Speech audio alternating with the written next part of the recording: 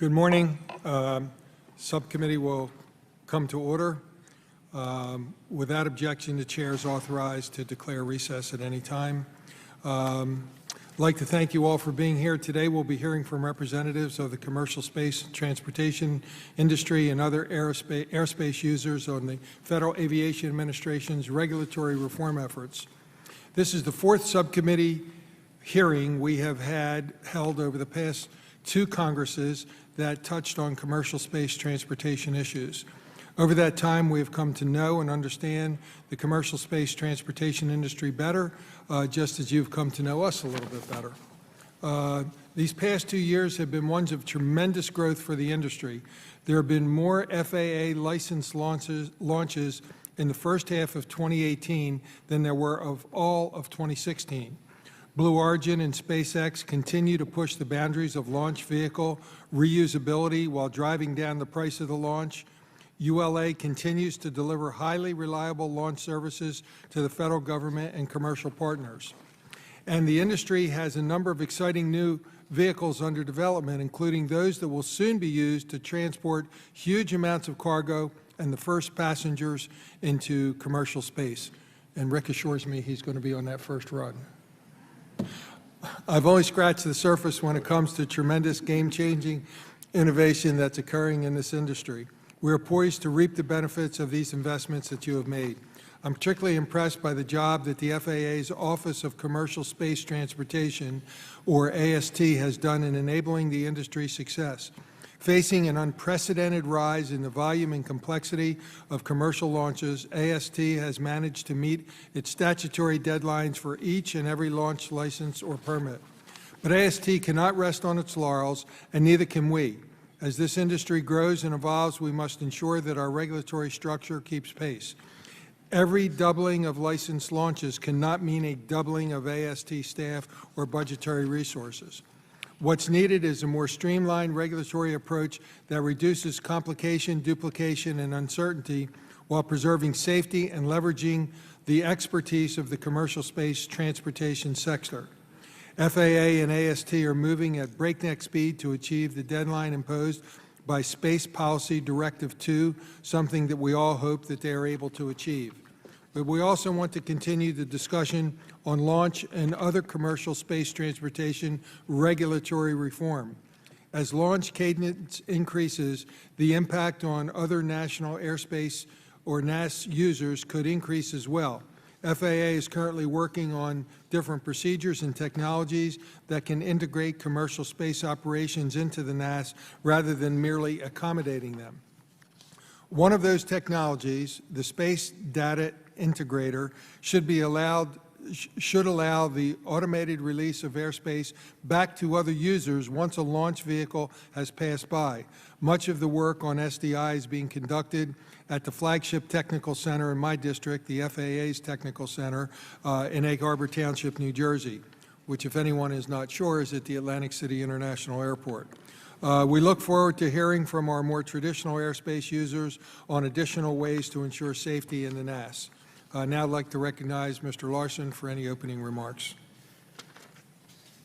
Thank you, Chairman Lobiondo, for calling today's hearing on commercial space transportation.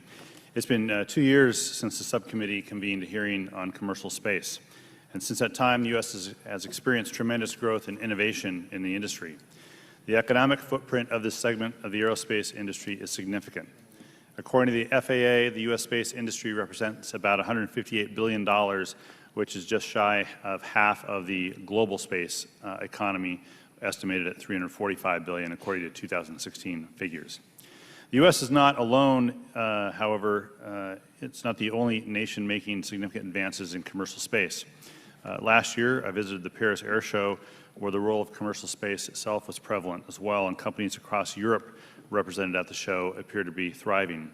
And New Zealand itself is developing its own space industry. So it is critical that we ensure the U.S. and its companies remain competitive on the international stage in commercial space, just as we have done that in traditional aviation for decades. Commercial space transportation has opened the door to a wide host of new applications for satellite services and space research. Some companies are inching closer to providing personal space flight. So this is not only exciting from a national perspective, but from a local one as well. This growth supports more than 200,000 aerospace jobs across the nation, and notably, more than 136,000 folks who make up the aerospace workforce call Washington State home. According to the Bureau of Labor Statistics, Washington State employs aerospace engineers at 5.7 times the national average and has the highest density of aerospace engineers in the U.S. Snohomish County, which is part of the district I represent, is home to the state's second largest concentration of aerospace jobs, with more than 43,000, nearly 44,000 in aerospace manufacturing. And according to our state's Department of Commerce, more than 36 space-related companies are part of Washington State's space cluster, including companies represented here today like Blue Origin, SpaceX, Spaceflight Industries, Boeing, and of course many others. Pioneering innovative research and development in the state is driven by 2 world-class universities, a national research lab, and groundbreaking R&D teams. And in addition, we have companies that are NASA suppliers as well for the Orion, Starliner, and SpaceX BFR spacecraft. So got a lot riding on commercial space in Washington State. And before I go further, I do want to take the opportunity to introduce one of our witnesses, Audrey Powers, who's here today to represent Blue Origin in Kent, Washington. Blue Origin supports a growing ecosystem of commercial space suppliers and manufacturing and services in our state and the country and the world. So I'd like to say welcome to Ms. Powers. Can barely see that far anyway. I lost my glasses last year. On an airplane, by the way. Very appropriate place for me to lose my glasses. FAA reports launch licenses are on an upward trend and are expected to continue over the next decade. So since the first FAA license launched in '89, there have been 278 licensed commercial space launches. Nearly 1/4 of these have occurred in the last 5 years alone. And in fact, a record 23 FAA license launches occurred last year. It's also vital for our national security for this segment of the aerospace industry to remain strong and competitive. The promise of commercial space is endless, but safety still must remain the #1 priority. The President has directed the FAA to overhaul its launch license and re-entry regulations in an aggressive 1-year timeframe. We've heard from some stakeholders that FAA's regulations were drafted 25 years ago and are in fact in desperate need of a rewrite. But we've also heard from folks who caution safety might be compromised if the FAA is forced to, quote, streamline, unquote, its regulatory framework in just 12 months. It was just 4 months ago the subcommittee convened to discuss the state of aviation safety. I mentioned then, and it bears repeating now, the U.S. has the safest aviation system in the world, and any effort to reform regulations must not roll back safety requirements. We have to keep in mind the more than 2.5 million passengers fly through U.S. airspace each day. With an increasing number of spaceports and launches on the horizon, we have to ensure our airspace remains safe. The subcommittee's job is to ensure the FAA has the authority and resources needed to make the system even safer. And maintaining our unparalleled safety through new integration into the system requires all aviation stakeholders be at the table. And that said, as well, I'm pleased to have Captain Tim Canoll from ALPA here with us this morning to discuss the potential effects that this booming industry is having on existing legacy aviation users. I also hope to learn from our other witnesses why and what reforms to the FAA's commercial space regulations are needed and whether there are concerns regarding the administration's approach. It's too soon to know what the FAA will propose next year, and while flexibility is necessary so the industry can continue to grow, I trust the subcommittee will keep a close eye on any efforts that undercut safety. Again, Mr. Chairman, thank you so much. I look forward to hearing from our witnesses. And Mr. Chairman, I would ask for unanimous consent that a white paper titled Addressing the Challenges to Aviation from Evolving Space Transportation, prepared by Airline Pilots International, be entered into the record. Without objection, so ordered. Thank you, Mr. Chairman. Okay, thank you, Rick. We have Mr. DeFazio. Thank you, Mr. Chairman. Sorry, it's a little late. I was at a caucus meeting talking about sea lions, far from this subject. A terrestrial problem. Well, thank you for holding this hearing, the first in a couple of years. Obviously, there is incredible excitement, potential in the potential for a commercial development in space, and we want to maintain the U.S. lead in this area. We do also, as I believe I came in at the end of the ranking member's remarks, be certain that we are moving forward in a way that doesn't impinge on creativity and moving quickly, but also is as safe as possible. there used to be a dual mandate for the FAA that was left over from the old Civil Aeronautics Board and an immature industry. And it was that they were both to regulate and promote the industry. And for years on this committee, I raised the issue that I thought that there was an inherent conflict, and person after person from the FAA marched in and said, now there's no conflict, no problem. And then in an FAA reauthorization one year, I tried to strip away the premise that it's a mature industry, you don't need to promote it anymore, you just need to regulate it and make sure it's safe. And I lost that amendment in the committee by a close vote. And then we had I think, I'm trying to remember, I guess the Value Jet, I think was the name of it, crash. And we had already done the bill out of the House and done the bill out of the Senate, and I got a phone call saying, where would we put your language into this bill? Realizing that indeed we had not been overseeing repair stations and subcontractors of repair stations and others adequately, and a lot of people died because of it. So, we just need to move forward in a way that does not create problems.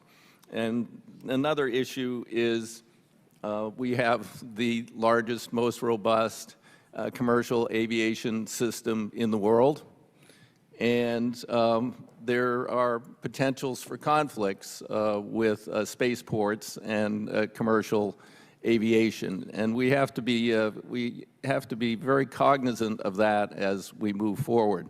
I think there's some great places to put spaceports. There are others that are in very heavily congested, heavily used commercial corridors, which means either that spaceport is going to have very limited opportunities for use, or we're going to be causing delays and disruptions of the already overloaded commercial system. So this needs to be approached with some significant thought and care as we move forward. So I really welcome this committee holding this hearing to air these and other issues so we can maintain our leadership, but do it in a way that also maintains the best of safety and also does not interfere with our very robust commercial aviation industry. With that, Mr. Chairman, I yield back. Thank you, Peter. We thank our witnesses for being here today, and they are Captain Tim Canoll, the President of Airline Pilots Association, Ms. Audrey Powers, Deputy General Counsel for Blue Origin, Ms. Caryn Schenewerk, Senior Counsel for SpaceX, and Ms. Kelly Gareheime, I hope I got that right, Associate General Counsel for United Launch Alliance. Again, thank you for being here today. I ask unanimous consent that our witnesses' full statements be included in the record. Without objection, so ordered. I also ask unanimous consent that the record of today's hearing remain open until such time as our witnesses have provided answers to any questions that may be submitted to them for a follow-up response, and unanimous consent that the record remain open for 15 days for additional comments and information submitted by members or witnesses to be included in the record of today's hearing. Without objection, so ordered. Since your written testimony has been made a part of the record, the committee requests that you try your best to keep your oral remarks to 5 minutes. Captain, you're recognized to kick it off. Thank you, Chairman Lobiando, Ranking Member Larson, and Ranking Member DeFazio, and the subcommittee for the opportunity to be here today.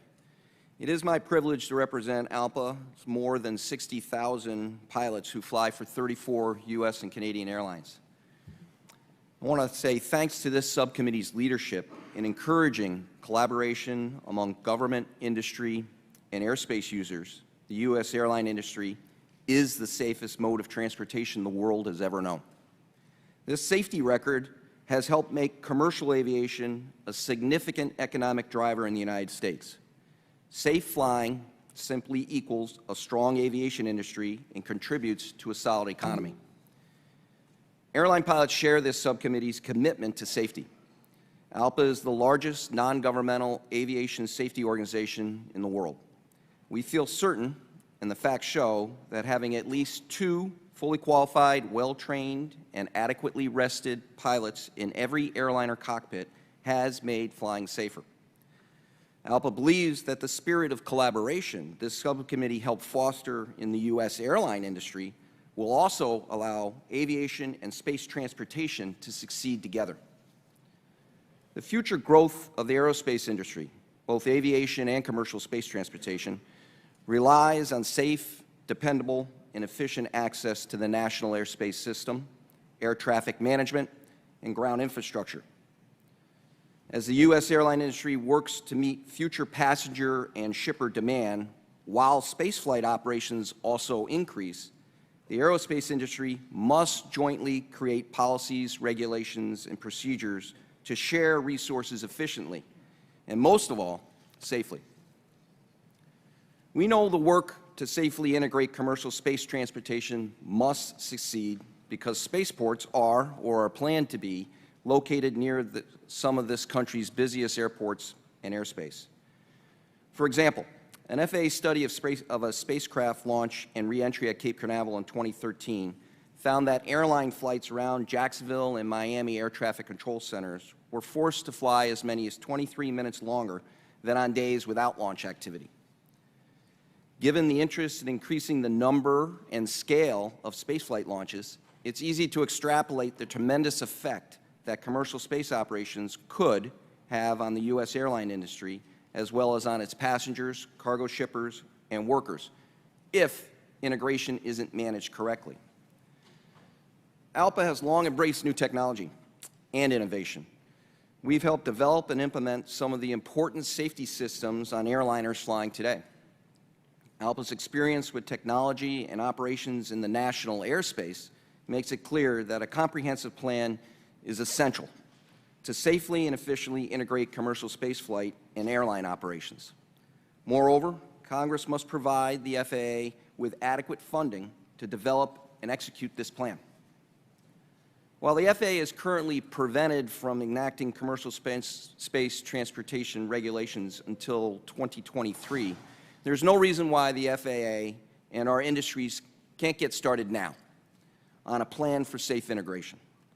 For the moment, commercial space operations must continue to take place in segregated airspace until we know we can maintain a high level of safety for all users following an integration. However, Congress can encourage the FAA to get started now on providing the more complex analysis, safety oversight, and air traffic control services that will be necessary for integration. Regulators can also act today to develop communication, navigation, and surveillance requirements. Regulations must ensure safety in space vehicle design and flight crew qualification, training, and certification. All this will require the FAA and all stakeholders involved in aviation and commercial space transportation to communicate and coordinate their efforts. ALPA pilots, who offer a deep bench and safety expertise, are ready to assist. It's an exciting time to be part of the aerospace industry. In just a few years, passenger and cargo aircraft will share the national airspace and with space tourists and unmanned aerial system operators. With this subcommittee's continued leadership, ALPA feels confident that the FAA and the aerospace industry can work together to achieve this high level of safety that Americans expect and, yes, demand from U.S. air transportation.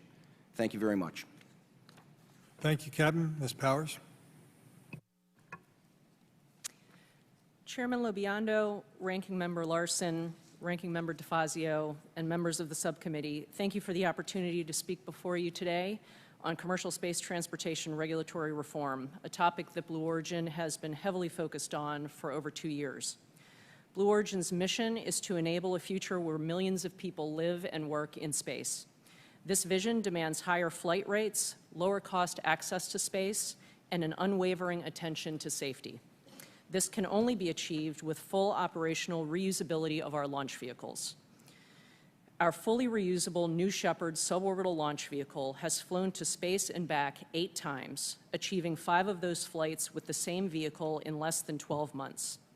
While the booster lands vertically on landing gear, our capsule separates from the booster in space and offers 4 minutes of weightlessness before returning for a soft landing on Earth. New Shepard traverses the National Airspace System and exceeds 60,000 feet of altitude within 90 seconds of liftoff, and the full flight duration is about 11 minutes. Blue Origin also is developing a next-generation reusable orbital launch vehicle called New Glenn, which will launch people and payloads from Cape Canaveral Air Force Station to low Earth orbit and beyond. Reusable launch vehicles, or RLVs, vary widely in design and operation. Some, like New Shepard and New Glenn, launch and land vertically, allowing the booster stage to be reused. Others launch and land horizontally, while others are high-altitude balloons. Expendable launch vehicles, or ELVs, launch vertically and their booster stage falls into the ocean, never to be used again. FAA regulates ELVs and RLVs differently. FAA's ELV regulations are voluminous and prescriptive. ELV regulations identify risk limits that operators must meet, and they define how to design, test, and operate the launch vehicle to meet those risk limits. FAA promulgated these regulations by codifying Air Force requirements for launch vehicle operations at federal ranges. This regulatory approach was not designed for the cadence of operations or the new vehicle architectures realized in recent years.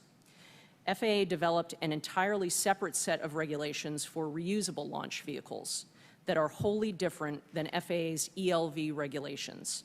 Instead of FAA defining how to design, test, manufacture, and operate a vehicle, FAA conducts a performance-based review of the RLV operator's system safety case. The operator identifies hazards and presents appropriate mitigation measures for those hazards. In short, the RLV regulations impose safety thresholds that an operator must meet, but the operator can choose any number of acceptable approaches to meet those thresholds. Blue Origin operates New Shepard at a private launch site under these RLV regulations. While they are outdated and could be improved to help increase launch cadence, the RLV regulations are the best approach to regulatory oversight that currently exist. They promote innovation without compromising safety. In the case of New Glenn, because it will launch from an Air Force facility, it must be authorized by both FAA and the Air Force. The Air Force has one set of requirements for all launch vehicles. They are the prescriptive requirements that FAA used for its ELV model. This means that reusable launch vehicle operators lose the benefit of FAA's performance-based approach to regulating RLVs because we must also meet the Air Force's prescriptive requirements. Blue Origin welcomes the efforts by this administration, the National Space Council, FAA, and industry to develop one set of regulations applicable to all launch vehicles that are flexible, streamlined, and performance-based. The best path forward will use FAA's current RLV regulations as a model. Space Policy Directive 2 specifically directs the Secretary of Transportation to replace prescriptive requirements with performance-based criteria. Blue Origin's difficult situation at Cape Canaveral shows that this directive cannot be met without also addressing the Air Force's prescriptive requirements. The administration recognized this need by directing that DoD and DOT and NASA coordinate to examine and minimize all existing U.S. government requirements associated with activities at federal ranges. The right solution to today's overbearing regulatory environment is to review and reform all regulations and requirements applicable to launch activities. Blue Origin is eager to continue working with Congress, FAA, the Air Force, the National Space Council, and industry members to ensure that new regulations promote safety above all, while also supporting the expansion of commercial efforts and new technologies. Thank you again for the opportunity to speak with you today and for your attention to this important matter. Thank you, Ms. Powers. Ms. Schenewerk. Mr. Chairman, Ranking Member Larson, Ranking Member DeFazio, and members of the committee, thank you for the opportunity to address the subcommittee today. I also want to thank the FAA for their hard work licensing and supporting the industry. On behalf of my more than 6,000 colleagues at SpaceX, we appreciate your interest in modernizing regulations associated with the commercial space industry. SpaceX's mission is to dramatically improve the reliability, safety, and affordability of space transportation. Since 2010, we have successfully launched our Falcon 9 rocket 55 times. And earlier this year, we successfully conducted the inaugural mission of the Falcon Heavy rocket. Our diverse set of launch customers include NASA, DoD, and the broader national security space community, as well as commercial satellite operators and allied international governments. Commercially, SpaceX is the largest launch services provider in the world, with more than 100 missions on manifest representing $12 billion in signed contracts. Having entered the commercial satellite launch market in 2012, SpaceX has restored the U.S. as a market leader, reversing a troubling trend in American competitiveness. The rapid pace of innovation in the U.S. commercial space industry is redefining access to space for commercial and government customers. It is also advancing technology, growing the economy, and creating new jobs. Given groundbreaking technological advances like rocket reusability and the expanding scope of commercial space activities, regulatory reform is both timely and necessary. Despite a record year for U.S. launches, it is important to keep in perspective that space launch continues to be a relatively small user of the national airspace compared to commercial aviation. While the FAA supports more than 42,000 commercial airline flights per day, in 2017, there were only 23 U.S. licensed launches. 17 of those were SpaceX. When we launch, we are in the NAS very briefly. Falcon 9 crosses 60,000 feet in a quick 90 seconds. After stage separation, the rocket re-enters the NAS for roughly 1 minute prior to landing. It is worth noting that commercial space and commercial aviation are symbiotic. Many of the satellites we launch are key enabling technologies for our aviation colleagues. For example, GPS satellites, weather satellites, and communication satellites that provide in-flight connectivity. Nevertheless, FAA launch licensing regulations designed decades ago are outdated and unnecessarily onerous. They are not reflective of new technologies such as reusable rockets and autonomous flight safety systems.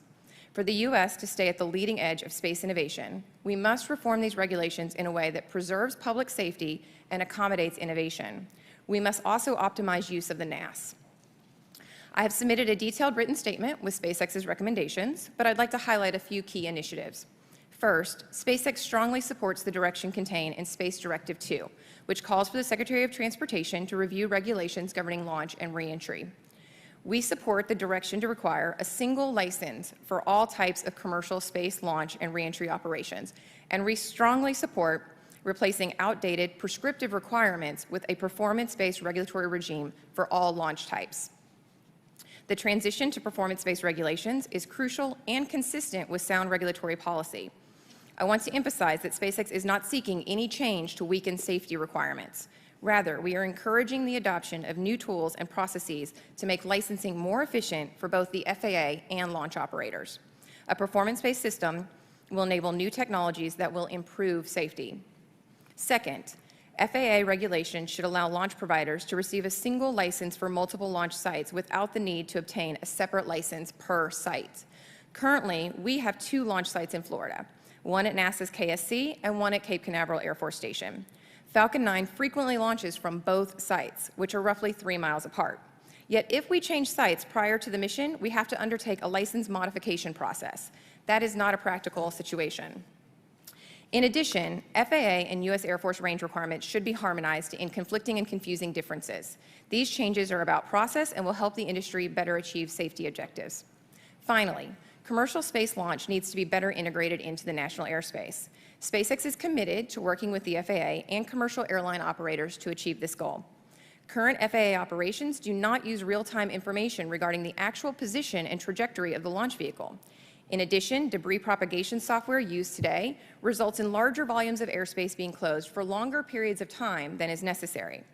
We encourage this committee to accelerate FAA's adoption of new analytical tracking and display tools that will better integrate space and aviation users of the NAS. SpaceX is honored to be part of the ongoing process of regulatory reform and looks forward to continuing the collaborative effort with the FAA, industry, and Congress. Mr. Chairman, thank you again for the opportunity to share our views with the committee. I look forward to any questions. Thank you very much. Ms. Gareheime? You're recognized. Chairman Lobiondo, Ranking Member Larson, Ranking Member DeFazio, and members of the subcommittee. Thank you for the opportunity to appear before you today on behalf of United Launch Alliance to discuss regulatory reform and safety. ULA is the most successful commercial launch company. Since we formed in 2006, we have launched 128 missions with 100% mission success. No other launch company matches that record. ULA is the only launch provider certified to meet all national security space requirements. For more than a decade, we have launched nearly every major national security asset and NASA mission to orbit. GPS, secure communications, weather forecasting, tracking and data relays, and missile warning satellites are among the many payloads ULA has delivered to space. ULA builds and launches the Atlas and Delta families of rockets, which trace their heritage back to the dawn of space age. John Glenn made his historic trip into orbit aboard an Atlas in 1962, and astronauts will be flying on Atlas V aboard Boeing's Starliner to the International Space Station as part of NASA's Commercial Crew Program. The Atlas and Delta family of rockets have enabled science missions to every planet in the solar system. We are also working to take commercial companies to distant destinations. Astrobotic, a commercial lunar logistics company in Pittsburgh, recently selected ULA to launch their Peregrine lander to the surface of the moon. This will mark the first launch of a commercial vehicle to the lunar surface from the United States. 18 of our 128 missions to date have been commercially licensed through the FAA. Our commercial customers cannot afford launch mishaps or significant delays, and one of ULA's key differentiators is our ability to launch quickly and on time. In 2016, we unveiled Rapid Launch, which allows customers to go from contract to launch in as little as 3 months. This offering would not be possible without help from the FAA, and we've successfully worked with the FAA in the past on accelerated timelines. When Orbital ATK needed ULA to launch the OA-7 cargo mission to the International Space Station, the requested launch date was within the FAA's allotted 180 days for review of a new license application. Thanks to our relationship with the FAA and its familiarity with the Atlas V, they expedited their review, and we successfully launched the mission less than 6 months after going on contract. In the past, FAA AST has lacked adequate resources, but Congress acted to rectify that.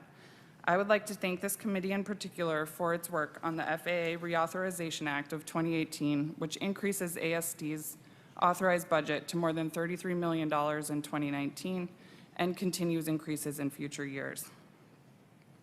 ULA has been participating in multiple aviation rulemaking committees, or ARCs, and continues to engage Congress and the administration on safe, common-sense regulatory reform. The President, National Space Council, Congress, Department of Commerce, and the FAA should be applauded for their efforts to empower America's space industry. In my written testimony, I have provided several recommendations that, if implemented, would increase efficiency without sacrificing safety. In the launch business, when something goes wrong, it impacts everyone. A worst-case scenario would be loss of life resulting from a commercial space launch. The FAA is doing an excellent job ensuring public safety in today's regulatory environment, and we urge all parties to remain focused on safety. Space launch is not the same as driving a car or flying a plane. A launch accident that damages a launch facility could significantly delay or even halt the government's ability to get critical life-saving assets to space. I want to thank this committee for taking an interest in this topic and making sure that licensing and regulatory reform are done properly. It's critical to ensuring the United States remains the world leader in space. Thank you for inviting me to appear today, and I look forward to answering any questions. Thank you all for your testimony. Mr. Larson. Thank you, Mr. Chairman. So I want to first start with a couple of questions about the process of the rulemaking. And start with you, Captain. As we sit here today, do you believe that the process in this one-year time frame is open enough? Is it transparent enough? Are you and other I guess the term was legacy users. Someone was, was talking about legacy users of the NAS. Do you feel that you have enough both insight and input into the one-year rulemaking process? So I've been called worse than legacy. It does fit, though. So safety is always paramount, and we're never in favor of any time restriction or deadline that could impact safety. That being said, if the FAA strives, with this committee's oversight, to include all stakeholders, there are advancements that can be made to streamline the current process of licensing and permitting. And as it impacts my members, that would also streamline the, hopefully, the establishment and the reduction of the amount of airspace required for these launches. Yeah. Am I hearing in your answer that the FAA is not including folks? So we see, and I think my panelists would probably agree, that more collaboration between my part of the industry and their part of the industry is something we could all use.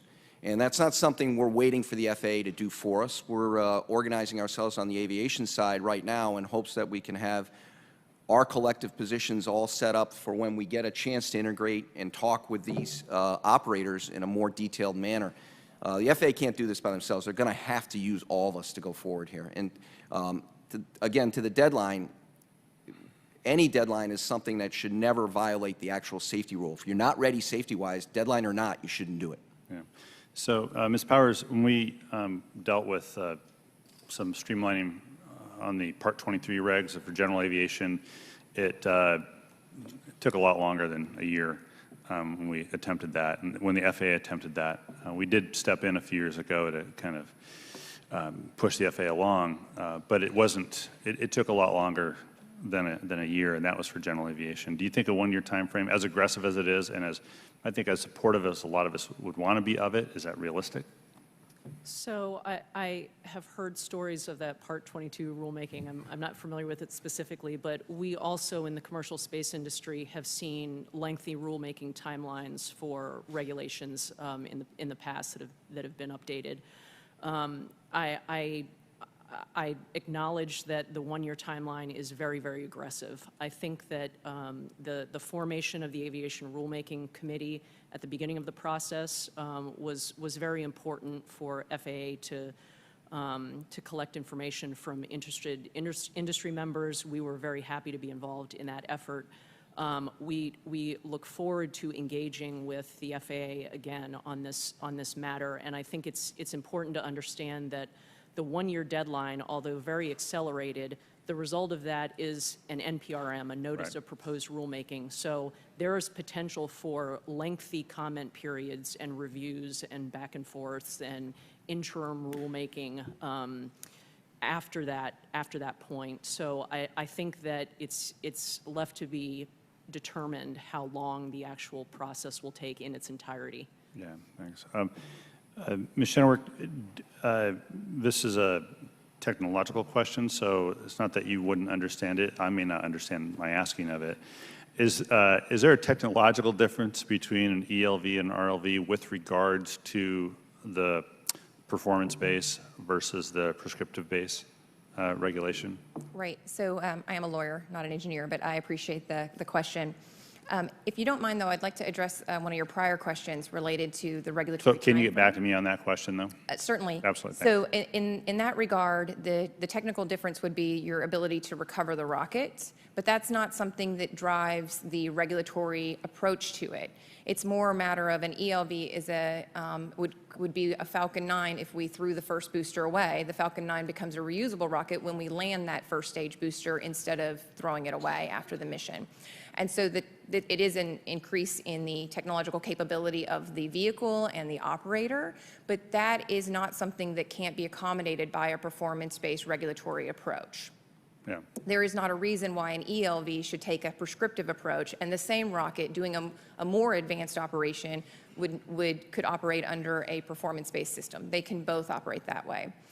One of the important things I think about the regulatory reform undertaking that is occurring is that it is not addressing the level of safety applied to our vehicles or our operations. Right. So we're not talking about a regulatory change, a deregulation of the industry in that manner. We're talking about the application of a performance-based system where you set the level of safety, one that we're not advocating for changing, and then you allow operators to put forward, to have flexibility with regard to the technology that they use and the operational constraints that they use to achieve that level of safety. Yeah, okay.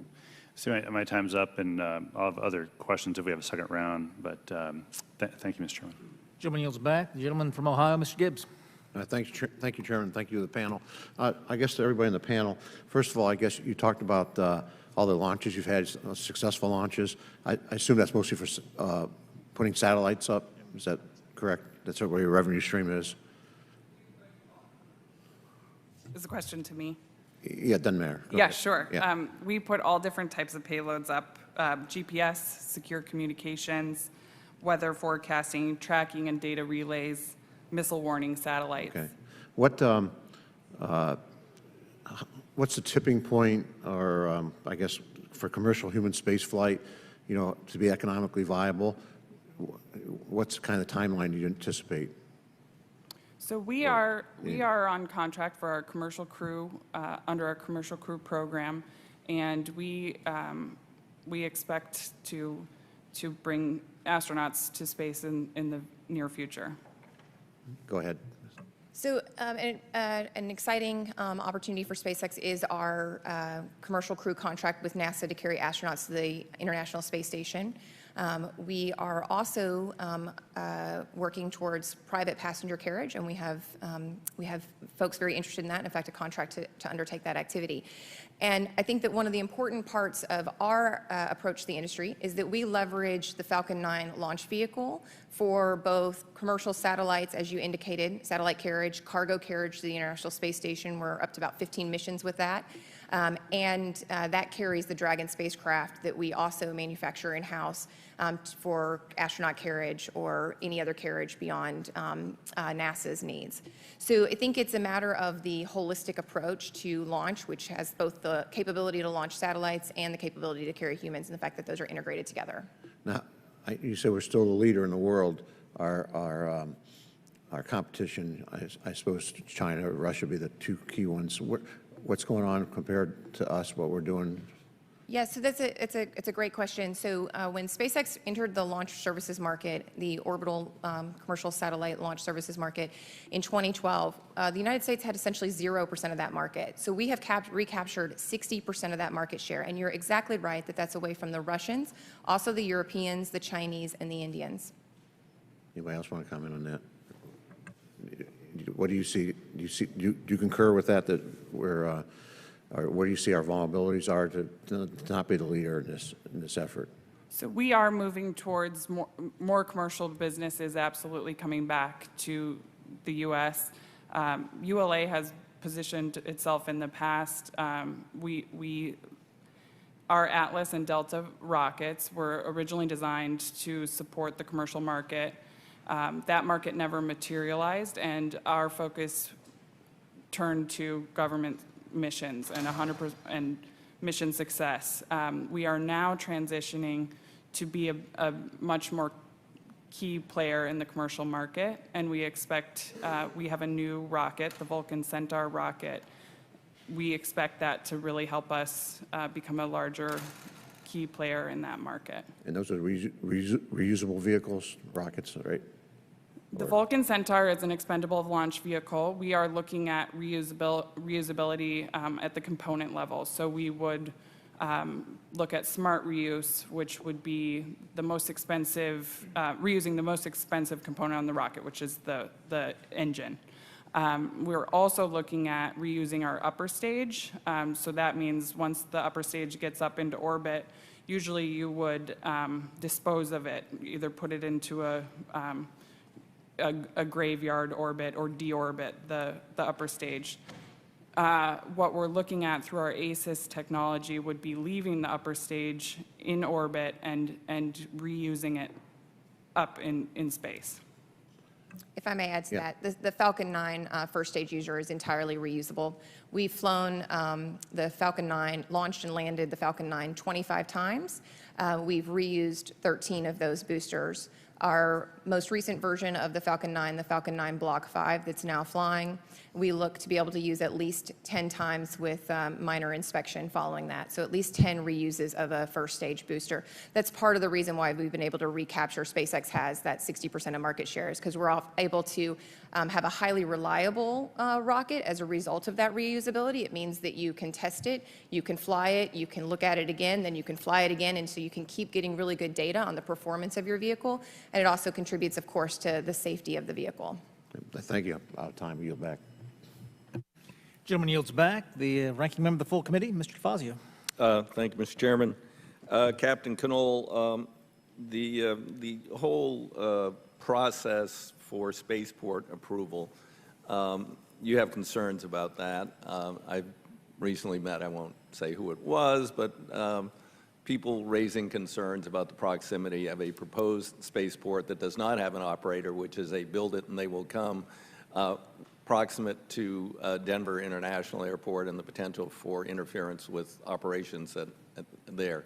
How do you think this process should work better?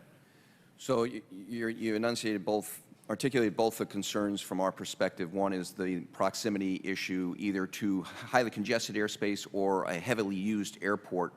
The segregated airspace methodology, which is the only one available to us today to deconflict space travel and aviation, would order of magnitude be more difficult at some of the locations like the one in Denver being considered. The process currently has it as a two-stage process where a spaceport is authorized and then the operator at the spaceport is done in a separate authorization. It's hard for ALPA to comment on one or the other without seeing the full picture concept. If you're going to launch from this spaceport, what kind of operations? Are they RLA? Are there EVAs? What kind of rocket will be launched? Is it traditional aircraft launched to high altitude? So our inability to match the two to one issue is where we're running into problems with giving good comments to the FAA as they consider these. Okay. Now, the segregated airspace obviously is an issue, and Ms. Schenewerk implied that you envision a time where we could either dramatically shrink that or maybe do real-time, more like air traffic control. So I'd like you to briefly comment, and then Captain Canoll to comment on whatever you say. Absolutely. Thank you for the opportunity. So what we see today is that when a rocket launches, and our rocket launches, just to provide some context, are from coastal areas because we launch in an orbital trajectory, right? So we're achieving orbital in 90 seconds through the... Could I ask you to pull that microphone just a little bit closer? Oh, absolutely. Thank you very much. Is that a little better? You can move that whole box a little bit Here we go. closer. Okay. Oh, thank you. So as I noted, we're through the NAS in about 60 seconds if everything goes as planned. So the hazard area that is imposed upon us is a keep-out zone, and that keep-out zone is applied in multi-dimensions, right? So it's to people on the ground, it's to aircraft in the air, and to mariners at sea. And we launch over the water so as to maintain that risk level so that we're not putting public at risk, so it's non-populated areas. That's why we don't currently undertake orbital launches from the center of the country. So right now, when an air traffic controller is on station during a launch, what they see is that keep-out zone, that large box hazard area keep-out zone. What they don't see is the launch vehicle actually moving across their scope in that very quick time frame and clearing the area.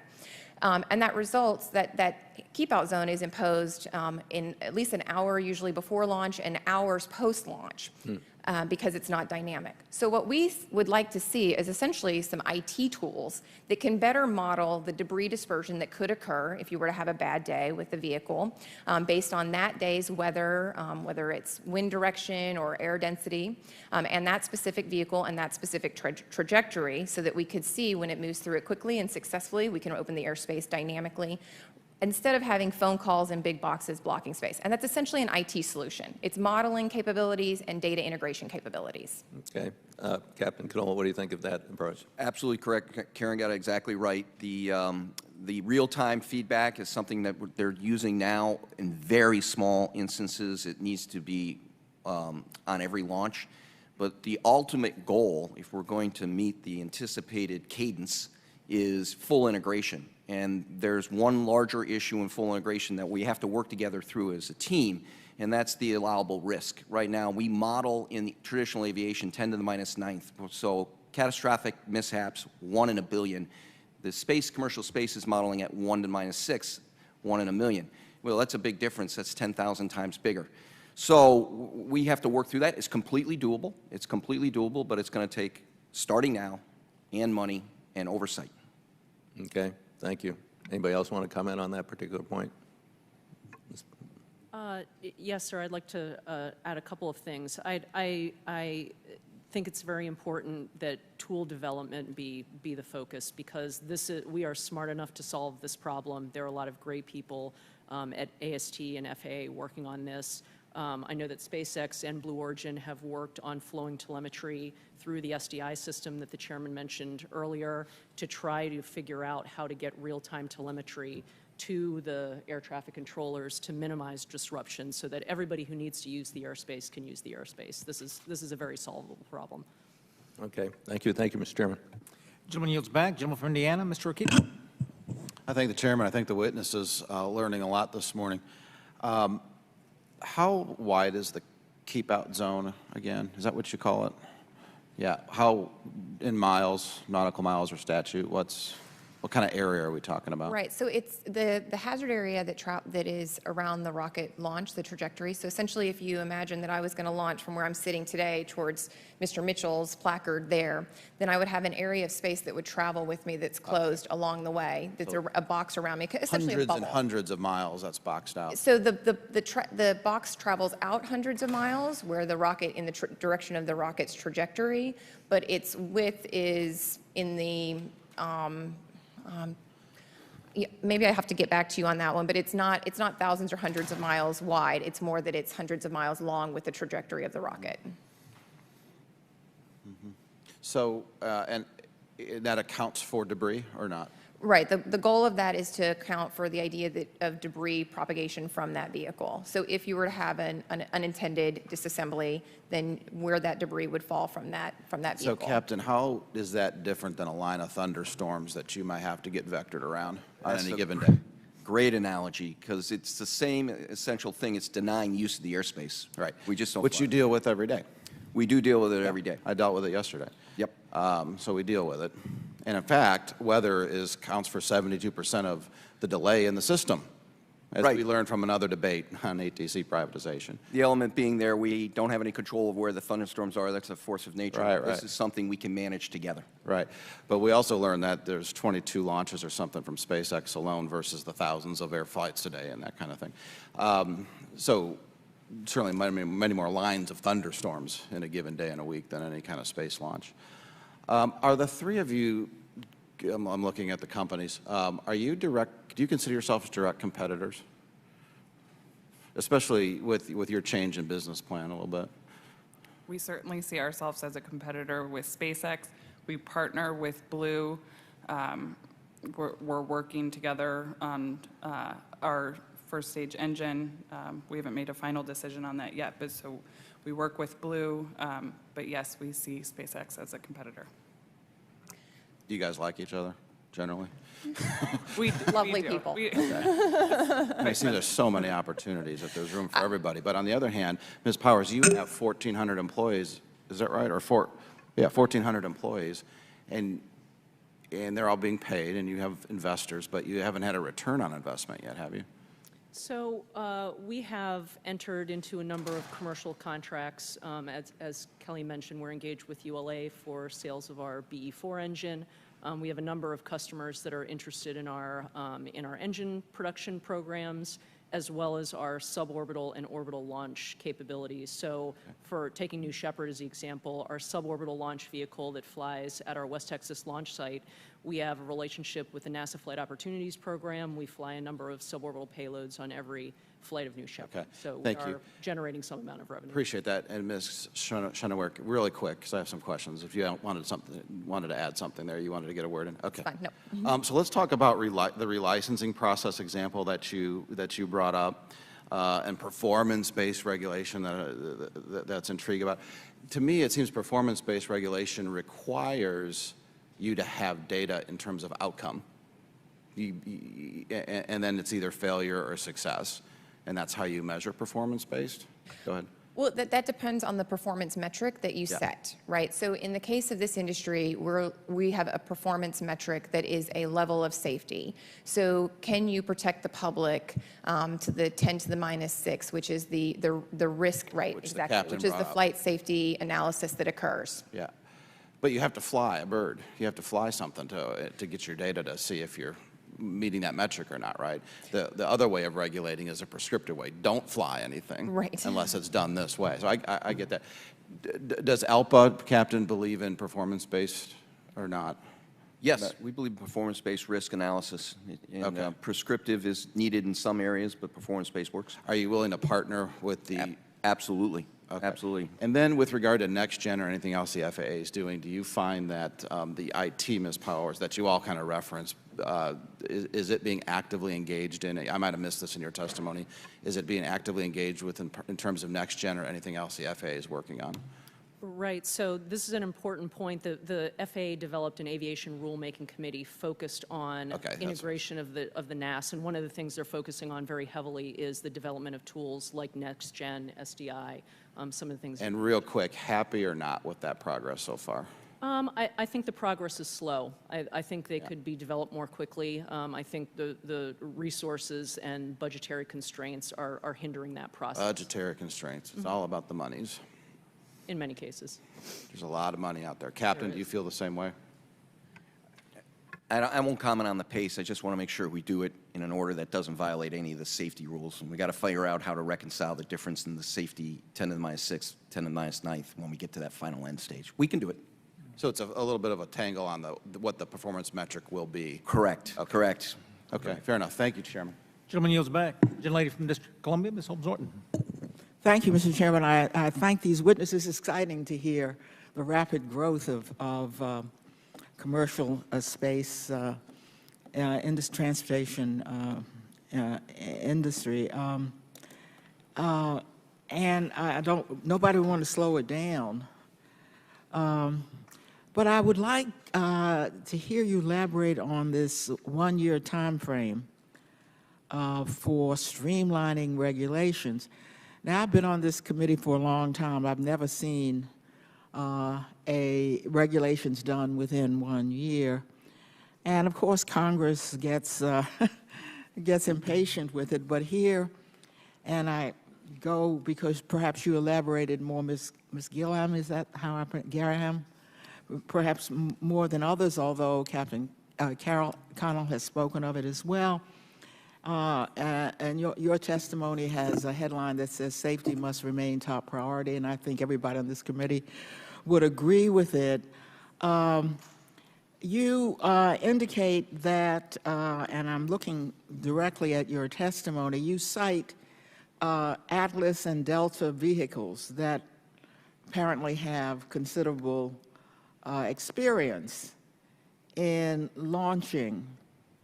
But you said, yet during the here I'm quoting you, during the regulation streamlining process, it has often seemed that stakeholders being given the reins by government to drive the conversation include companies that are very new to the launch market and have yet to fly anything in space. These companies may not yet understand how challenging it is to reliably and safely launch into space. So I would like to hear your comments on these twin goals. Streamline regulations and make sure you do it safely. To ask you whether you think this can be accomplished, and indeed any comment you have would, I think, educate the committee as we hold the industry accountable. Thank you for the opportunity. You're right, Atlas and Delta are launch vehicles with 100% mission success, and we think we have the most experience in this realm. We are the most reliable launch provider. We think with regard to the ARC process, it has been a very beneficial process. We have a lot of collaboration among industry, and we all agree, at least through the ARC process, that the regulations should move to a performance-based approach. One thing that you mentioned was the timeline. So we have concerns that the timeline is so aggressive, and now the ARC has provided its comments to the FAA, and the FAA is off writing the regulations. And we understand at this point there won't be collaboration between the ARC and the FAA until the notice of proposed rulemaking comes out. So we have some concerns So there. what does that do to the timeline? What does that do to the timeline? Well, it probably, you would have to ask the FAA, but it probably makes it easier for the FAA to meet their deadlines without the collaboration, because if the ARC and the FAA were working together, that may delay the process with industry input. But if we wait until the notice of proposed rulemaking comes out for ARC input or industry input through the ARC, our concern at ULA is that the regulations don't necessarily address the input that we provided through the ARC. Captain Canoll, you mentioned safety, and I can understand that pilots always think of safety first. But that may not mean everybody in the industry does. And I wonder what you think of this timeline, and if something must be sacrificed, what would you sacrifice? So as I mentioned before, that safety is going to always take precedent over any timeline that's established. There's just no way to avoid that. The FAA needs time to do their safety data analysis so that they propose rules that they're comfortable meet the safety standard, be it in segregated airspace or in integrated airspace. There's just no variance on that. Whether we're sitting on the end of the runway deciding if it's safe to take off now with the weather that's on our departure path, again, whether it's a scheduled operation with 300 people sitting behind you, you always default to the safest course. And if the safest course means we're not going to make the 12-month deadline, well, then we're just not going to make the 12-month deadline. I very much appreciate that understanding. I assume it goes for the entire panel. Thank you very much, Mr. Chairman. Gentlelady yields back. A gentleman from Pennsylvania, General Perry. Thank you, Mr. Chairman. Thank you, folks, for your involvement today. I know we're talking about rules and the regulatory process, but I want to kind of look at it from a macro sense. And I lament that we have, I think, at some point we were, at least in my mind, losing in this global competitive space market. Now, I think we've regained a fair amount, but I just want to kind of, that's how I want to kind of fashion my remarks or my questions. You folks are on the forefront of commercial space operation. I'm just wondering, how is the U.S. space sector faring regarding our competition globally? Are we doing better? Well, so, sir, we are doing better at this point in the sense that of the, if there's 100% available and we're capturing 60%, that's a lot better than we were doing 6, 8, 10 years ago. You're right. At one point in the 80s, we had 100% of that market, and we ceded it. Right. And now we are recapturing it, and I think that's a source of pride, especially at SpaceX, but particularly for the nation. I think it's a source of pride for the nation, and I think us folks in Congress want to make sure we don't get in the way, right? We don't want regulations to get in the way, but as the delegate from Washington said, if you're in aviation, it's all about safety. I mean, that's just paramount, right? Nobody wants to, as you said, what was that? An unintended disassembly? That's a fascinating way of putting that. That's interesting. But anyhow, so in that vein, we still don't deliver our astronauts to space. Right. But you have a vehicle that's ready to go, according Correct. to your testimony, right? We are very excited and honored to be partnered with NASA in the Commercial Crew program to deliver NASA astronauts to the International Space Station from U.S. soil for the first time since 2011. That vehicle, the Dragon spacecraft, the crew version, on the Falcon 9, the Block 5 we've been flying, have been built and will be certified to meet NASA's requirements. That's a very specific, very high intensity, very intense level of requirements to meet NASA's safety standards. And what's the timeline? What can So our first demonstration mission under the Commercial Crew Program without crew is later this summer, and the second mission is supposed to be in December, and that's with 2 astronauts on board.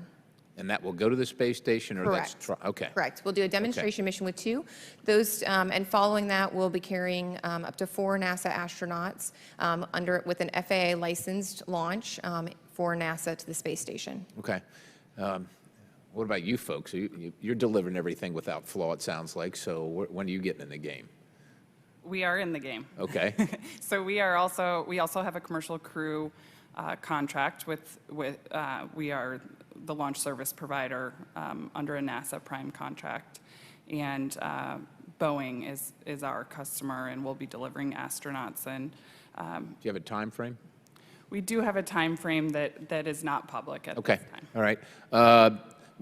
Do we have primary barriers in the United States vis-a-vis China, Russia, that are problematic, that this rulemaking tends to solve, or is this not, or we're not going to hit the mark on that? What I think that this rulemaking works to solve is creating an optimal regulatory regime for the U.S. government to attract launches to the United States.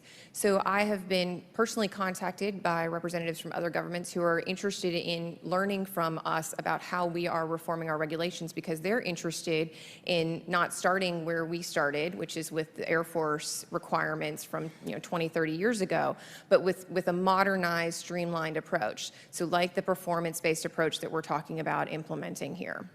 Is that what do other governments that are competing, what do they use?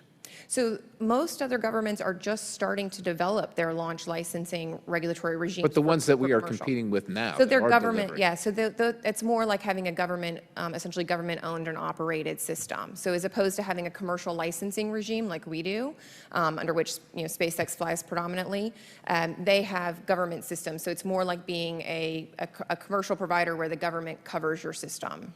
And do they do the same thing? I think about it as a TFR, but what did you call it? What's the terminology? The hazard area, the coordination with their airspace. No, you called it something else, like it's not a no-fly box, it's a... Well, they issue NOTAMs, Notice to Airmen, to implement what is a TFR, a temporary flight It is a restriction. TFR? Yeah, It's essentially yeah. a TFR? They use and they use TFRs, the yep. same thing? Absolutely. Okay. Well, I was going to say, Or as far as other governments are concerned, I would assume that they're similar, but I'm not familiar with aviation rules in other nations. Okay. Thank you, Mr. Chairman. Time's expired. Gentleman yields back. Gentleman from Georgia, Mr. Johnson. Thank you, Mr. Chairman.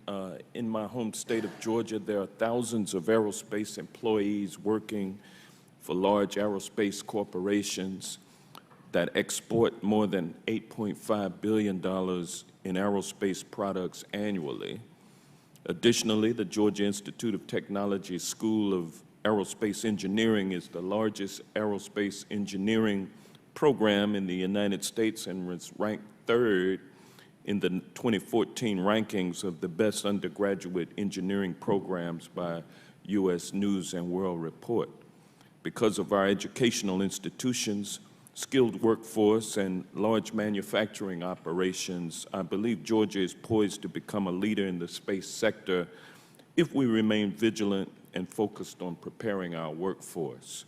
As commercial space exploration increases, how will aerospace workforce needs change, and what should we be doing to prepare the next aerospace workforce?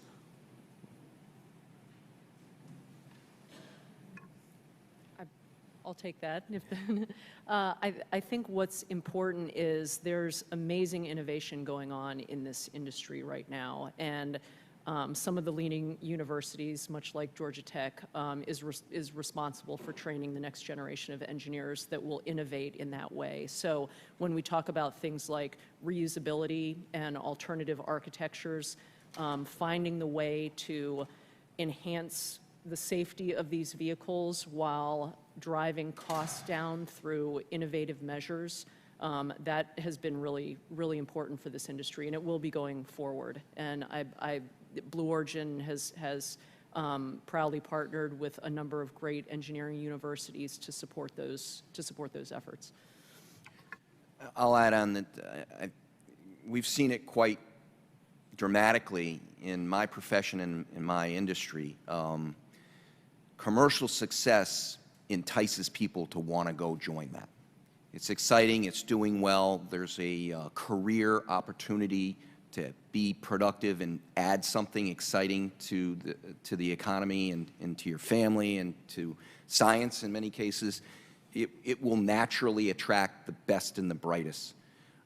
During periods in my industry when bankruptcies were rampant and there was not any commercial success, we had a horrible time attracting people to become airline pilots. And we're paying for a little bit there right now. Over the last 10 years, though, it's improved dramatically, and the flight schools are full. So I think that's great evidence that if the expected commercial success we see from these companies happens, they're not going to have any trouble attracting people to the industry. Thank you. And I'll ask this of the panel. In your opinion, are there any current FAA regulations that are inhibiting private sector growth? Well, I would say that there are examples within the launch licensing regime, regulatory regime, that's inhibiting innovation, and that is the prescriptive approach to the expendable launch vehicle regulations in Part 415 and 417.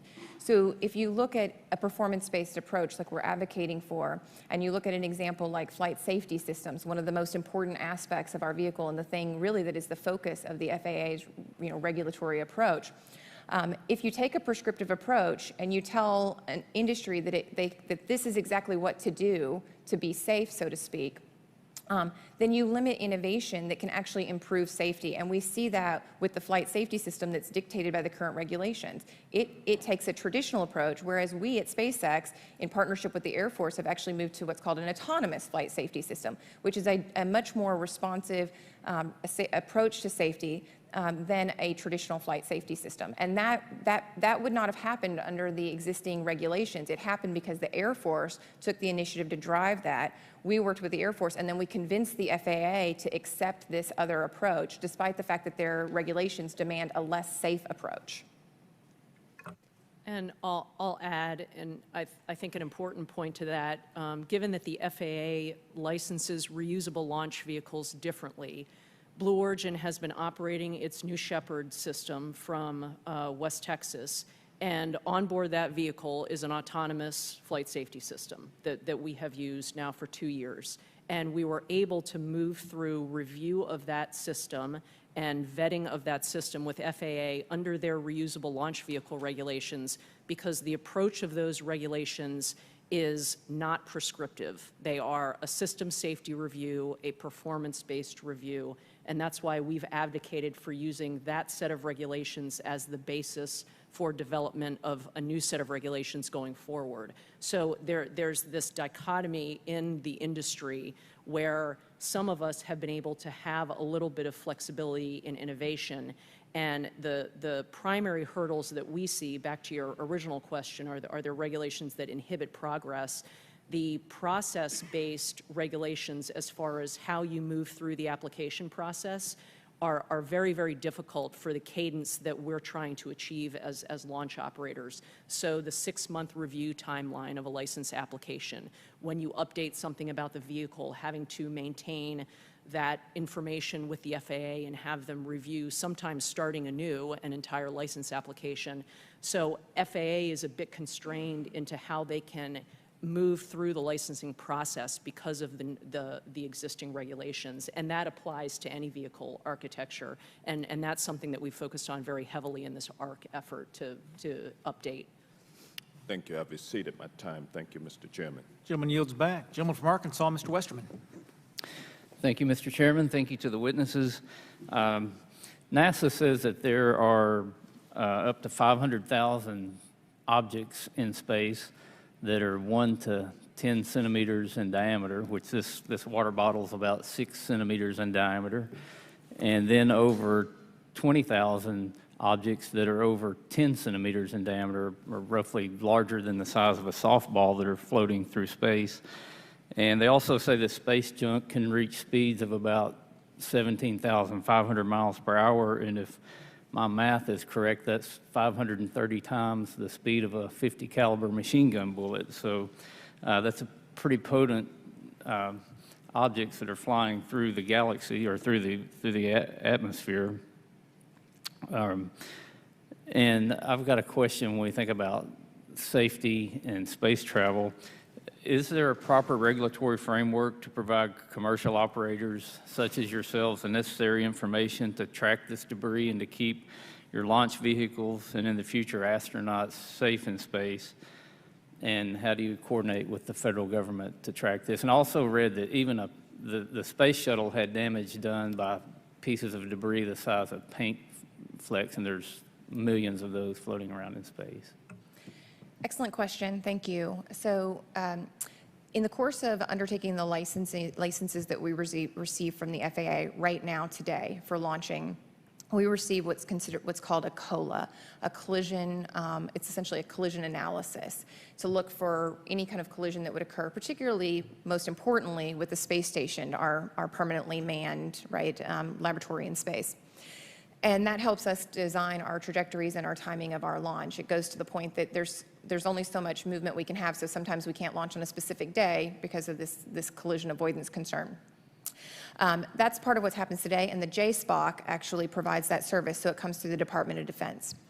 There are discussions underway led by the National Space Council, and want to show appreciation for the work in the House Science Committee as well on the space situational awareness piece of legislation that Chairman Babin, I believe, plans to move tomorrow. SpaceX supports that legislation and the idea of moving that space situational awareness service that's provided to launch operators as well as to satellite operators, right? So our customers of launch want to know that their satellite is going to be entering into an orbit that is safe and that other things won't be colliding with it, just whatever the size may be. And that also goes to a point about the bill that is a very important one, and that is that we need to improve our capability of tracking. So one of the ideas behind the legislation that we certainly think is very important is improving the fidelity of the information that we receive so that it is more actionable for operators, be that satellite operators who might need to expend vital fuels, moving their satellites to avoid debris in space, or launch operators who are looking to book launch windows that perhaps don't disrupt the NAS quite as much. Anybody else like to address that? Well, I think this is a very important topic, and I echo many of Caryn's comments. The Department of Defense has provided this service for the industry for a long time, and looking at the increase in commercial activities in space, it's certainly understandable that we revisit whether DoD is the right person to be providing that service for all of industry anymore. And we also support the efforts to move a lot of that capability to the Commerce Department. Certainly the existing tools and infrastructure that are in place will still be relied upon and hopefully improved to make the entire system more safe as we increase the number of objects that are in space. So as we put more objects in space, that lends you to think there's going to be more space debris over time. Are there activities being taken to reduce the amount of space debris and also any efforts to clean up some of the space debris? So as far as reducing or containing the amount of space debris, when we launch to orbit, be it with our second stage vehicle who's delivering a payload, or if we're going to be operating, for example, a constellation of satellites in orbit, there are requirements in the licensing of the vehicle, the launch vehicle, as well as operating spacecraft in orbit that go to orbital debris propagation. So their ability to protect against, as you indicated, debris in space causing a catastrophic event to that spacecraft, as well as any kind of propagation of debris. So, for example, SpaceX, we often deorbit our second stage, or we move the second stage into a safe parking orbit.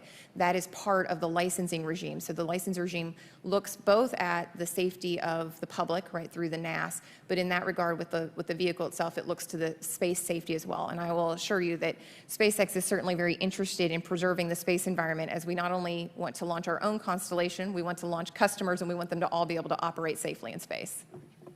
Out of time, Mr. Chairman. Gentleman yields back. Gentlelady from Nevada, Ms. Titus.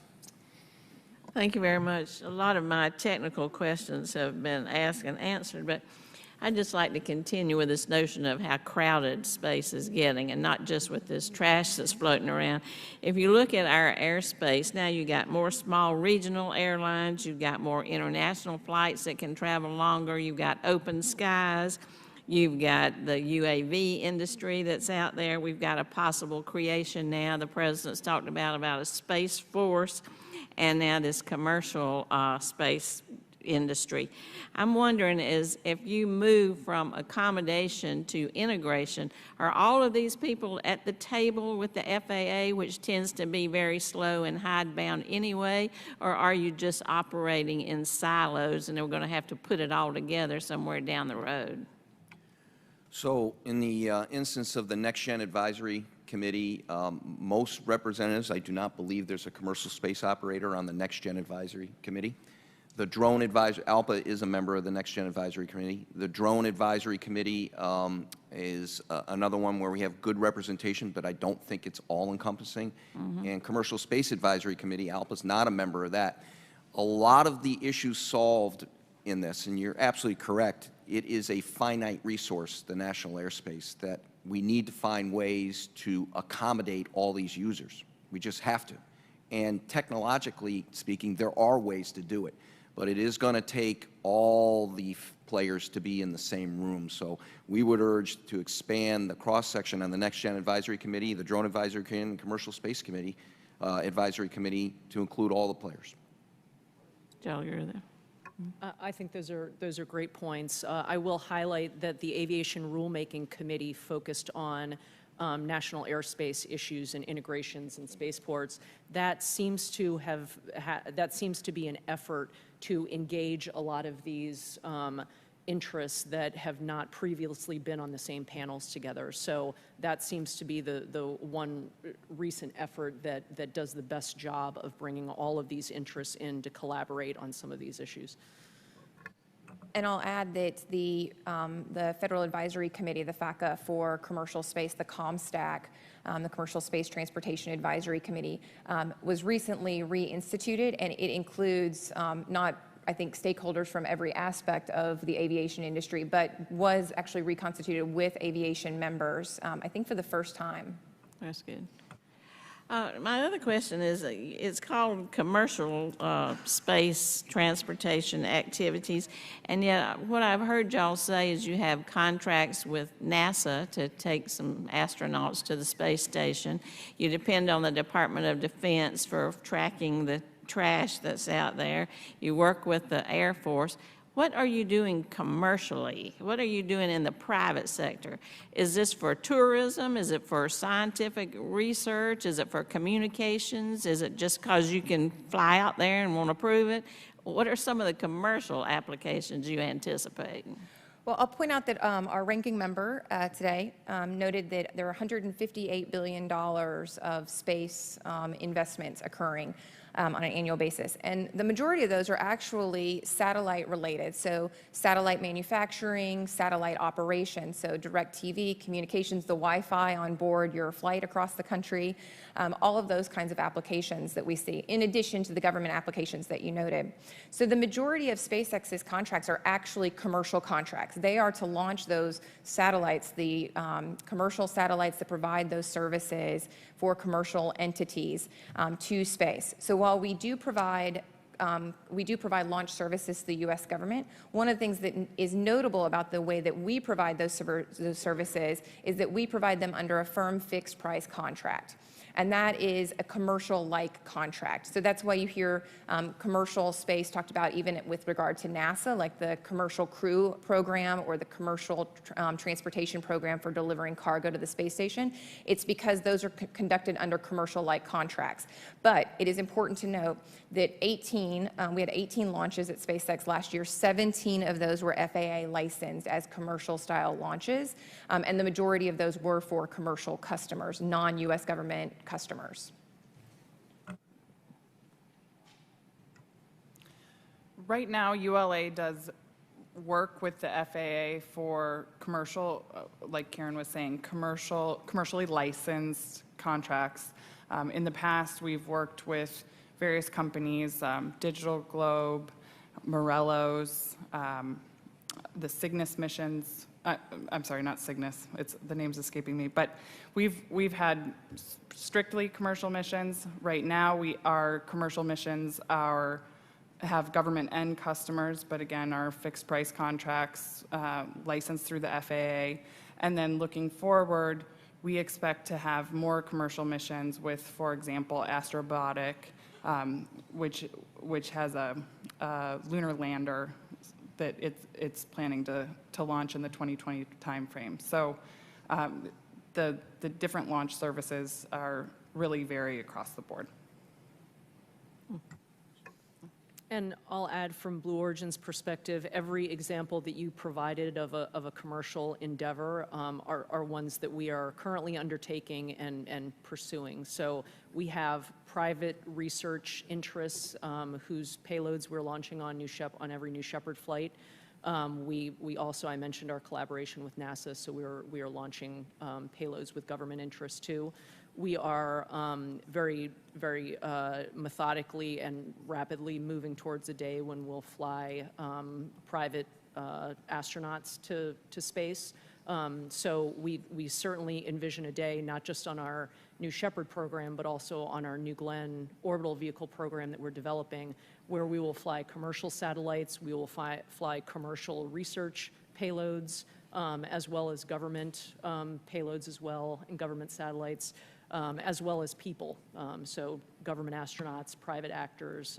We approach this as we're providing a commercial service, a commercial launch service to whatever type of customer might be out there wanting to get to space. So our approach is we are not providing government launches when we have a government payload on board. We are providing commercial services to a government customer, a private customer, a commercial business entity.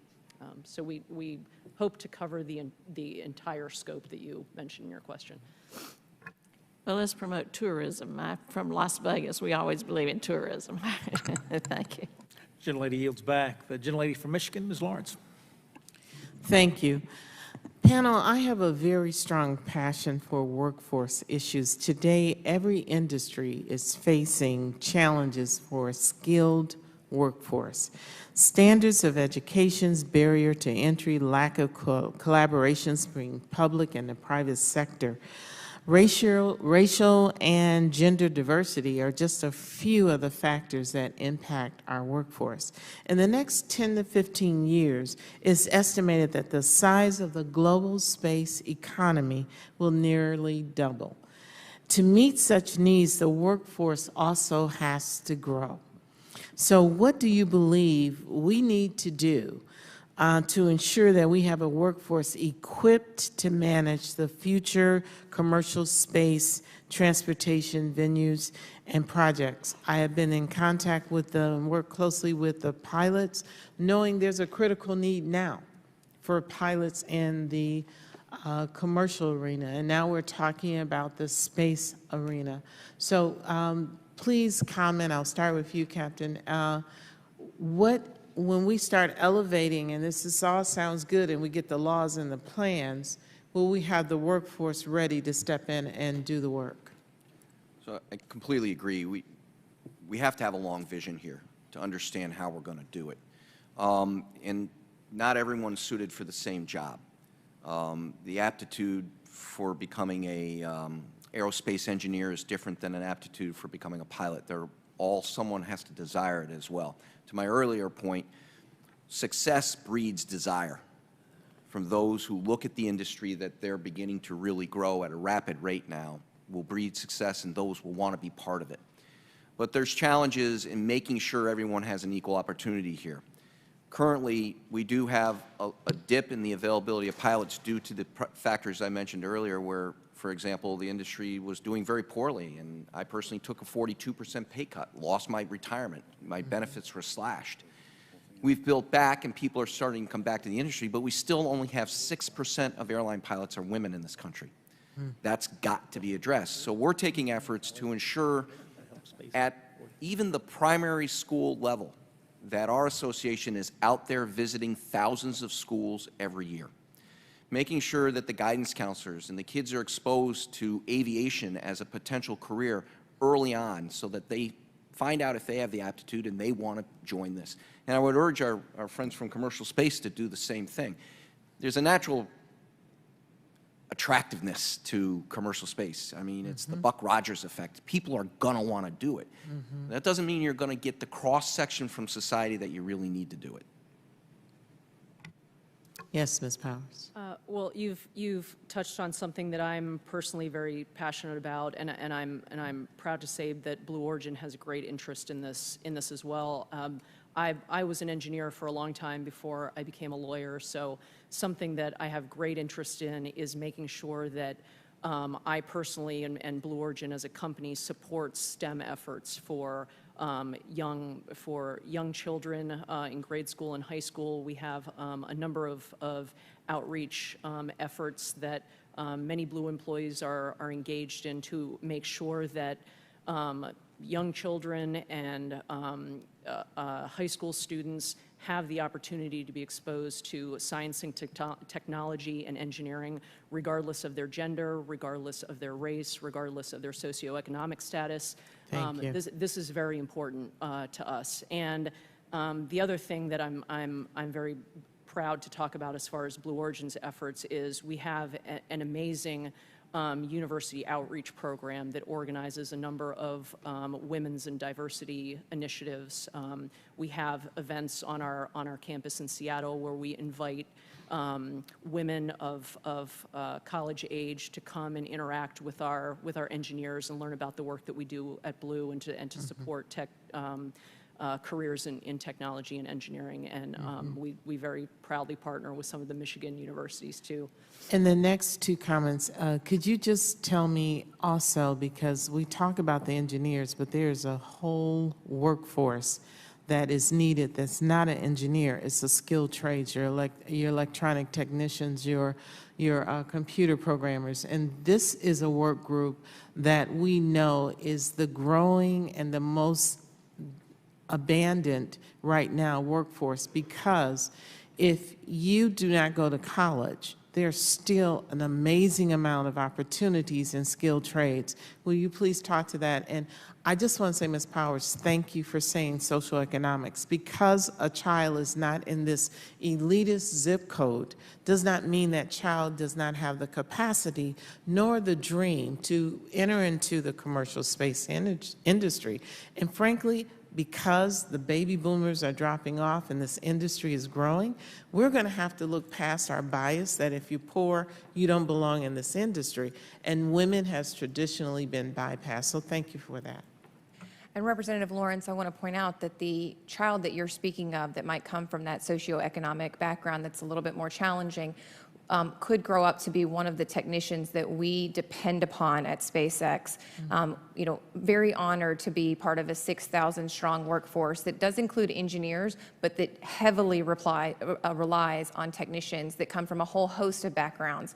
So today that means that we hire folks that, you know, were working in the house building industry, maybe that was the automotive industry, and we bring them in and we train them to work in aerospace, because when we started building this company, that there weren't exactly dozens and dozens of aerospace trained engineers and technicians who were looking to start at a new startup company that was wanting to be as innovative as SpaceX is. And so we are very honored to have those very important members of our team.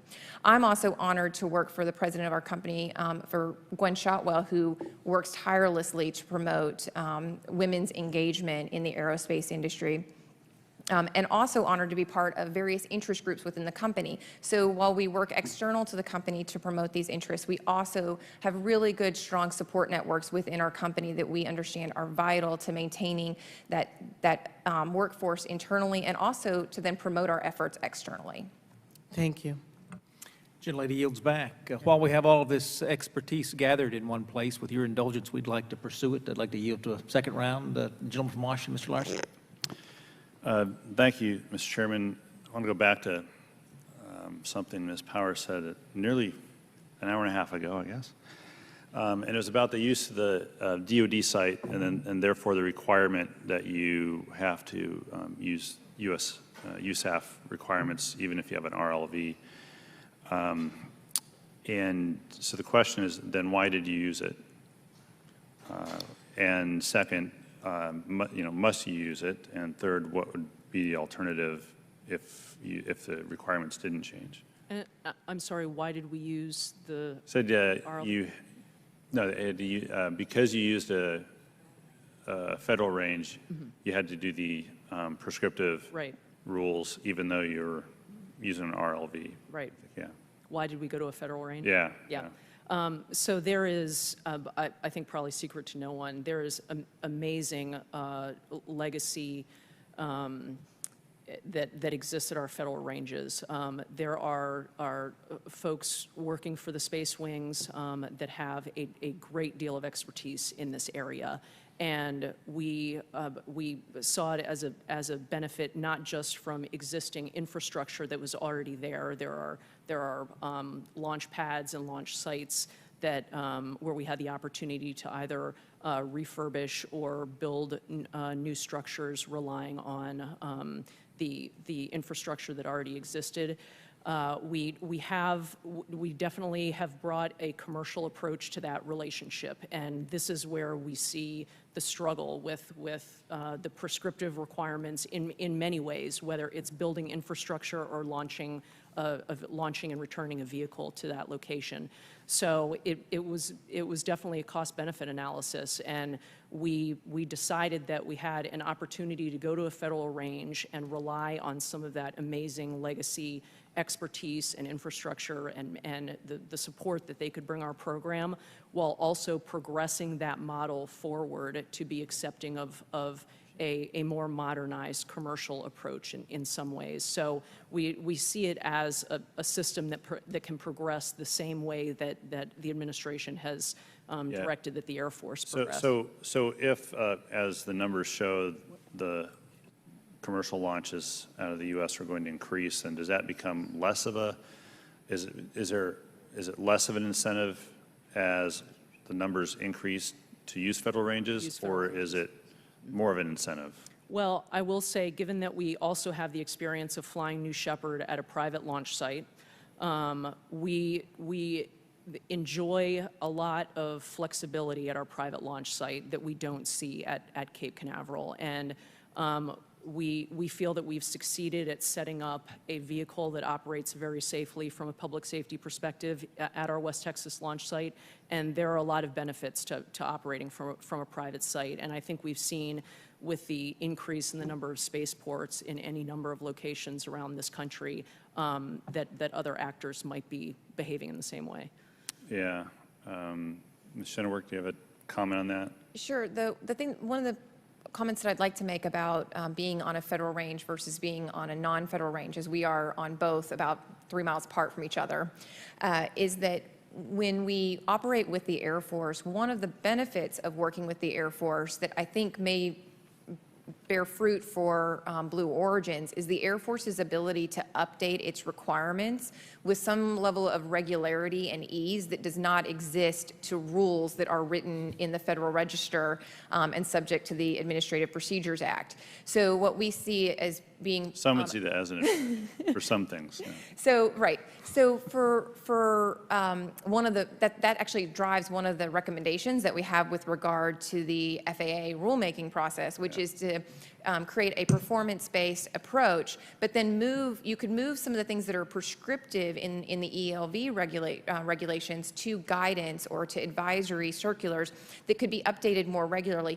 And then you could accommodate these operations under two different authorities in a much more kind of streamlined manner, and they could keep pace with each other much better. Yeah. Ms. Gareheime, do you have a thought on this as well? Well, ULA operates at the federal ranges, Yeah. only at the federal ranges. So no real comment there. So, okay, that's fine. That's fine. I know there's about 10 members of this committee that are also on the House Armed Services Committee, and it might be time for the 10 of us to, probably past time for the 10 of us to maybe to sit down as a group amongst ourselves and brainstorm this crossover between DOT and DOD. Can I get some clarification on the use of the NAS for launches? That is generally, do each of you believe that the technology is progressing and we have the people to narrow the amount of space that we absolutely have to use for commercial launches to address some of the issues about conflict in the NAS, that generally? I think we absolutely do at this time. There have been a number of initiatives in the past, some of them mentioned today, that just really need to be finalized, right? So we have practiced and achieved flowing telemetry from flying space vehicles into the data center in New Jersey, and the final piece is getting those integrated into the air traffic system so that air traffic controllers can actually rely on that data. Yeah. Yeah, I agree. I think the real-time data will allow us to shrink the airspace that we have to segregate. The next step after that, because that will limit it to a certain point, is the actual integration so there isn't segregated airspace. They're operating with us. That's where we run into the problem of adopting a 1 to the 10 to the minus 9th or 10 to the minus 6th. There's the challenge scientifically. Yeah. In that regard, my understanding is that we're years out from this if we don't expedite that approach soon. So right now, there are folks within the Next Gen office who are looking at how to design those. They've been running some test cases and designing some tests of this capability. They have some designs, but there's a next level of procurement that needs to occur, and then an integration testing and verification that needs to occur. So I've been told that could be as long as 7 years. Yeah. Gareheime.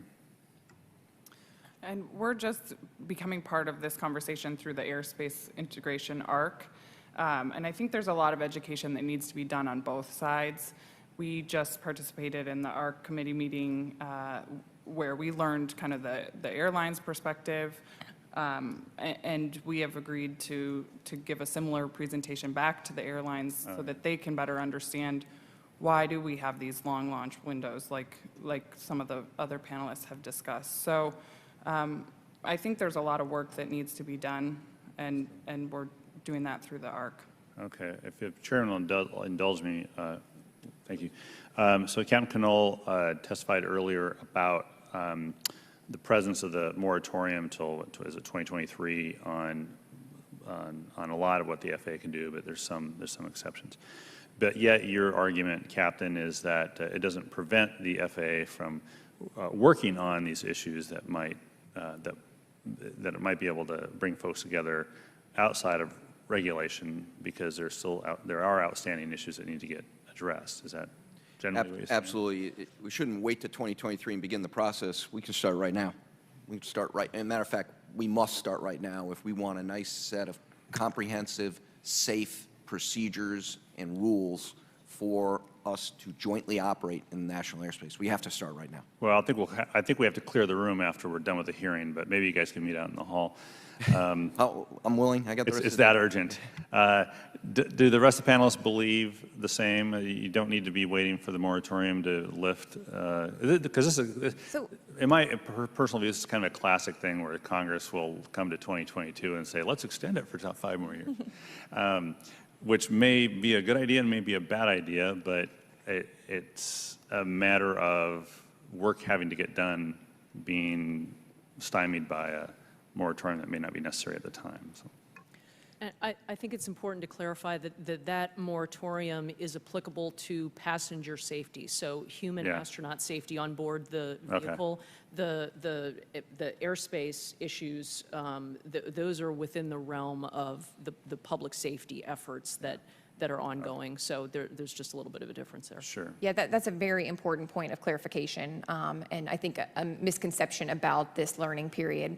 The FAA regulates our activities for public safety, right? So that is to prevent any property or harm to any people or government property on the ground or in the air or at sea. So it is regulated for that safety aspect. This question of the learning period specifically has to do with carrying human spaceflight participants on board a spacecraft. So as far as the public is concerned, the difference between having a human on board and having a satellite on board is it's the same level of safety to protect the uninvolved public. We'll also point out that many of us that are engaged in carrying human spaceflight participants we're doing so at SpaceX in collaboration with NASA. So we are building our Dragon spacecraft to meet NASA human spaceflight requirements and to achieve their certification level.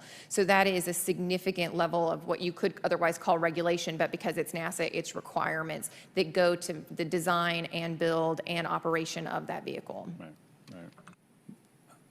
Gareheime? We think it's time to start the discussion about ending the moratorium. Yeah. Okay, great.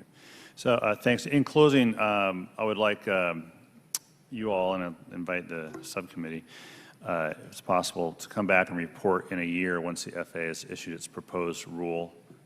Clearly, there's still a lot of opportunity to ensure the continued growth and success of the commercial space industry, but being mindful of the safety mandate. And I would be interested in hearing from all of you before then as well, but on what the FAA's proposal seems to address and what requirements might need further evaluation and time to work through. So thank you, and thank you, Mr. Chairman. Yield back. Chairman yields back. The Captain, I was looking at the enthusiasm in your face when you were talking about your Buck Rogers moment there. I don't know how many folks that reference might have been lost on. It's becoming more and more dated. Legacy reference, sorry about that. The folks are excited, though. I've got a letter here from all 14 Georgia congressmen promoting a spaceport down in Camden County. As you may know, no, we don't have any folks committed to flying out of there yet, though we'd love to share that with the folks who are interested. But that kind of enthusiasm is driving a lot of these discussions. I saw in your testimony your concern that commenting before you know how a facility is going to be used makes it a little more difficult to comment. Distinguish for me, thinking about a legacy reference. If I'm thinking about BQK, our little Brunswick-Glenn County Airport down there on the coast, we can come and expand that airport's purpose many times over many years, separate comment period for each expansion down there, lots of opportunity for folks to get involved. How are we disadvantaging American airspace with commenting before we understand an intended purpose for a spaceport rather than after? So I don't think I want to use the word disadvantaging because someone's going to use the airspace for their benefit, be it unmanned aircraft system or be it commercial space transportation. Someone's going to use it. It's a matter of fairness in who got displaced so we can do it. Okay. Short of our implementation or integration, complete integration, we're still stuck with this. Well, we have to displace the users while we launch, okay, even for a short period.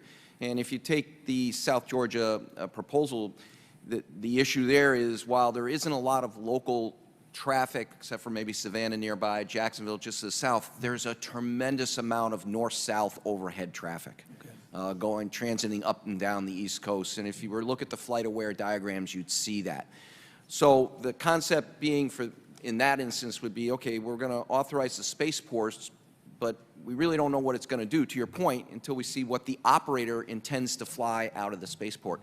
So it's a little disconnected right now. We think a joint application so you could see the whole picture when making comments as to the impact, not only from a safety perspective, but from the economic perspective for my members to have access to the airspace that they need to earn their income. It certainly makes sense, limited resource, understand the impact on other potential users of the resource.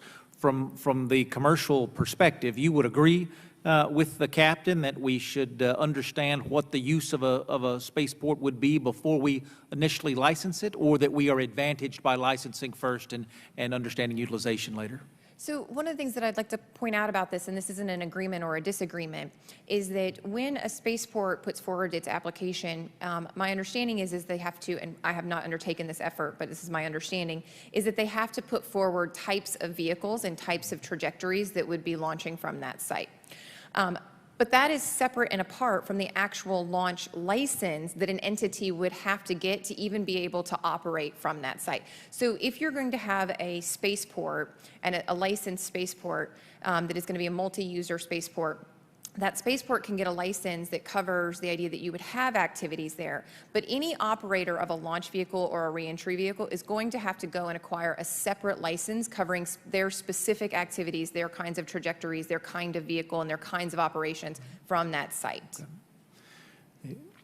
Now, understanding that Congress is sometimes slow and delay is often the norm, as Mr. Larson just referenced, help me understand when, if we're setting deadlines of when the synthesized airspace should occur, the day we leave blocked space and we have a synthesized system. Your expectation as experts in the field is that that date is when? When are we prepared as an industry, even if we are not yet prepared as regulators? For clarification for the NAS integration tools that we're looking at, yeah. So we are prepared to work today. We already are actually through the Space Data Integrator to provide our trajectory data directly to the FAA to be integrated into a tool that could show a controller our vehicle on the scope as it moves through the NAS. So that's something that we're eager to engage in today. I think that our understanding is that the time frame is a little further out due to the testing and procurement and integration schedule that is part of the FAA process. But as far as SpaceX is concerned, we would happily build that tool together and provide that information today. The captain is one who represents all the other users of the airspace today. Do you feel like we're prepared to move in that? We're certainly getting closer. There's other tools that will be needed to actually make it a reality. It's a great enhancement to have the real-time data of the space vehicle transiting the national airspace. But the controller not only has to go through training, the system has to be tested and has to be verified. There's a slight difference. The controller today has the ability to control the airspace. It sees a user and says, no, you need to turn right to 270. Well, that's not an option in this instance. You can see it, but you can't manipulate it. You're just using it for deconfliction purposes to shrink the amount of airspace needed to be deconflicted. The follow-on is the one we need to keep working on. This is a good program that's going to really advance our ability to operate multiple users in the airspace, but we need to be thinking always to the next generation. I hate to use that term because we're always working on it. And you always think, well, we've reached the next generation, we're done. No, it's the one after that that we need to be focusing on as well. I did watch Hidden Figures on the airplane coming up here, and I did see the Atlas heavily referenced there in the 1960s. I don't know what next generation means in terms of Atlas, but well, that's a different conversation for a different day. Thank you all so much for committing your time and your intellect to the committee today. And if there are no other questions from committee members, the committee stands adjourned.